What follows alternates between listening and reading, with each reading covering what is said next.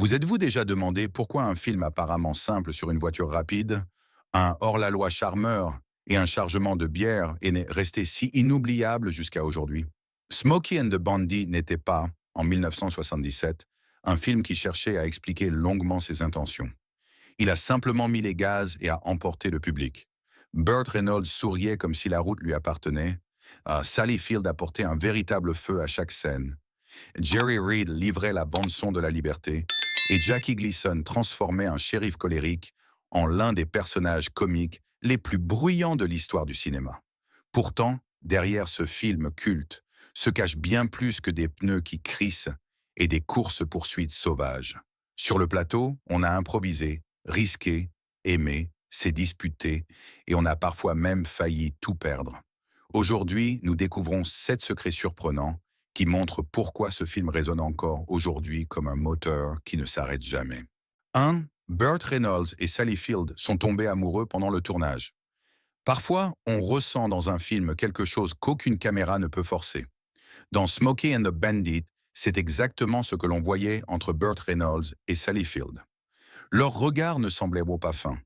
Leurs petites taquineries ne sonnaient pas comme des dialogues appris par cœur, et leur rire avait cette légèreté particulière qu'on ne peut guère simuler. La raison en était simple. Pendant le tournage, une véritable relation est née entre les deux. De nombreuses scènes ont été improvisées, et c'est précisément ce qui a renforcé leur alchimie. Reynolds et Field ne jouaient pas seulement deux personnages qui se rapprochent par hasard lors d'une fuite sauvage. Ils se testaient, se faisaient rire et créaient des moments qui semblaient presque trop sincères pour une comédie. Pour Sally Field, cette période était particulièrement importante, car elle ne voulait plus être perçue uniquement comme un joli visage de la télévision. Reynolds a cru en elle, l'a encouragée et a vu en elle plus que ce que Hollywood lui prêtait à l'époque. Plus tard, Reynolds a même déclaré que Sally Field avait été l'amour de sa vie. Et c'est peut-être précisément pour cela que ce film, malgré tous les moteurs, les sirènes et les courses-poursuites, a un cœur. Sous le vacarme de la route se cachait une véritable histoire d'amour. 2. La Pontiac Trans. Amé devenu une légende grâce au film, il y a des films où une voiture n'est qu'un simple véhicule. Et puis il y a Smokey and the Bandit. Ici, la Pontiac Trans Am, noire aux bandes dorées, est presque devenue un personnage principal à part entière. Dès que Burt Reynolds s'installait derrière le volant, cette voiture ne ressemblait plus à du métal, un moteur et des pneus. Elle ressemblait à la liberté sur 4 roues. Avant le film, la Trans Am n'était qu'une voiture de sport parmi tant d'autres. Mais après la sortie au cinéma, tout a changé. Le public a vu cette voiture dévaler les rues, voler par-dessus des obstacles et distancer la police avec une telle aisance qu'on aurait dit qu'elle n'avait été construite que pour ça. Soudain, tout le monde a voulu exactement cette voiture. Pas n'importe laquelle, mais ce rêve noir et doré, fait d'essence, de bruit et de rébellion. Les chiffres de vente ont explosé et Pontiac pouvait à peine croire ce que ce film avait déclenché. D'un modèle, c'est devenu un symbole. La Trans Am ne représentait plus seulement la vitesse, mais un art de vivre. Sourire, accélérer et ne laisser personne vous arrêter. Aujourd'hui encore, un seul coup d'œil à cette voiture suffit pour que de nombreux fans entendent à nouveau le moteur, les sirènes et l'appel de la route. 3. Jackie Gleason a presque entièrement inventé le shérif Buford T. Justice lui-même. Si Smokey and the Bandit avait été moins sauvage sans la Trans Am, alors sans Jackie Gleason, le film aurait été moitié moins bruyant, moitié moins fou et certainement pas aussi inoubliable. Son shérif, Buford T. Justice, n'était pas un policier ordinaire en chasse. Il était un volcan roulant de colère, de fierté et d'insultes, prêt à exploser complètement à chaque scène. Le plus étonnant, c'est que beaucoup de choses n'étaient pas fixées dans le scénario. Gleason a reçu une liberté presque totale pour façonner son personnage. Il ne voulait pas être seul dans la voiture, car il avait besoin de quelqu'un sur qui crier, qu'il pouvait interrompre et écraser totalement. C'est ainsi qu'est née la dynamique avec son fils Junior, qui n'était pas du tout prévu ainsi au départ. Beaucoup de ces répliques ont été inventées directement sur le plateau. C'est précisément pour cela que Buford T. Justice ne ressemble pas à un personnage de film soigneusement écrit, mais à quelqu'un que l'on a libéré par mégarde. Il était trop bruyant, trop grossier, trop excessif, et c'est justement pour cela qu'il était parfait. Tandis que Burt Reynolds restait cool, Gleason apportait le chaos. Et chaque fois qu'il apparaissait à l'écran, le public savait que la route allait devenir encore plus folle. 4. Eastbound and Down a été créé en seulement quelques heures. Certaines chansons de films accompagnent une scène. D'autres deviennent l'âme du film tout entier. Dans Smokey and the Bandit, Eastbound and Down était exactement ce cas-là. Jerry Reed ne devait au départ écrire qu'une chanson expliquant de quoi il retournait dans cette aventure sauvage. Un long chemin, peu de temps, un chargement risqué et la police aux trousses. Mais ce qui en a résulté était bien plus qu'une simple chanson de générique. Selon la légende, Reed a écrit la chanson en seulement quelques heures. Quand Al Needham l'a entendue, il a tout de suite su que plus rien ne devait être changé. Le rythme collait parfaitement au film, comme si le moteur de la Trans Am avait lui-même donné le tempo. Dès les premières secondes, on ressentait ce mélange de danger, de plaisir et de liberté qui anime tout le film. Eastbound and Down rendait l'intrigue compréhensible sans avoir besoin de l'expliquer. La chanson sonnait comme une invitation à monter, à baisser la vitre et à simplement partir. C'est précisément pour cela qu'elle est restée gravée dans les mémoires. Pas seulement comme une musique, mais comme une sensation. Quiconque entend cette chanson voit immédiatement Burt Reynolds sourire, la Trans Am s'échapper et la route s'étendre à l'infini devant soi. 5. Le célèbre saut au-dessus du pont a failli détruire la Trans Am. Il y a ce moment précis dans Smokey and the Bandit que de nombreux spectateurs n'oublieront jamais. La Trans Am noire fonce vers un pont détruit, décolle et vole un instant dans les airs, comme si elle ignorait simplement la gravité. À l'écran, cela semble facile, rapide et presque ludique. Mais derrière la caméra, ce saut était tout sauf inoffensif. Le vide était dangereux, la voiture lourde, et personne ne pouvait être sûr que le véhicule atterrirait vraiment proprement de l'autre côté. Pour que la Trans Am puisse réussir le saut, elle a été spécialement préparée.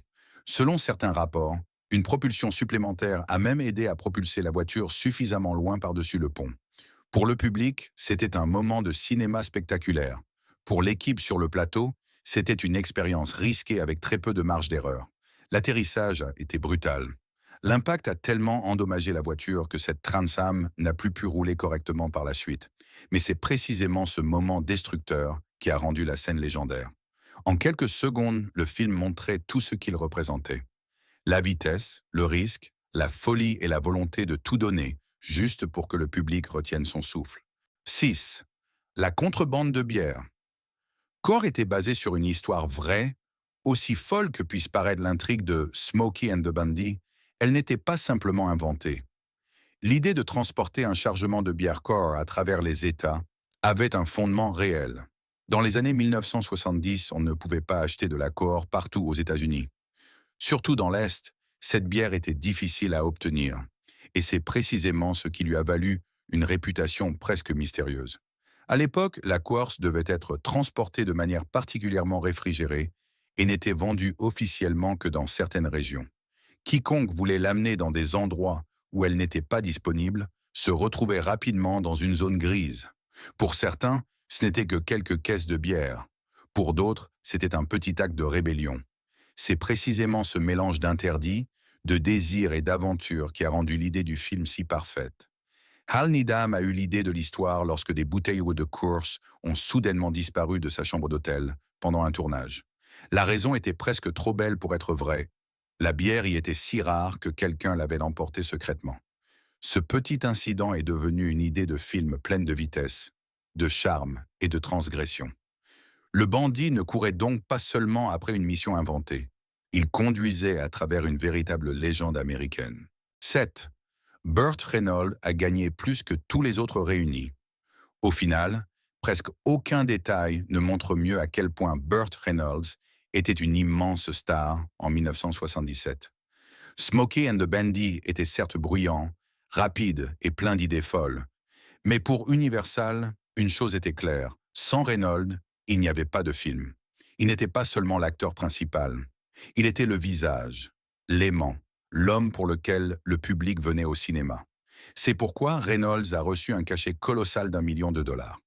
Pour une comédie d'action décontractée, avec des scènes improvisées, des cascades risquées et un scénario plutôt mince, c'était une somme incroyable à l'époque.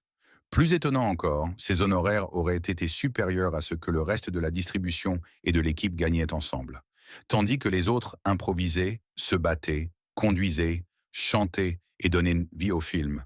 Le nom de Burt Reynolds dominait tout. Mais c'est précisément ce qui collait parfaitement à ce film. Le bandit était un personnage qui risquait tout avec un sourire et faisait comme si rien ne pouvait l'arrêter.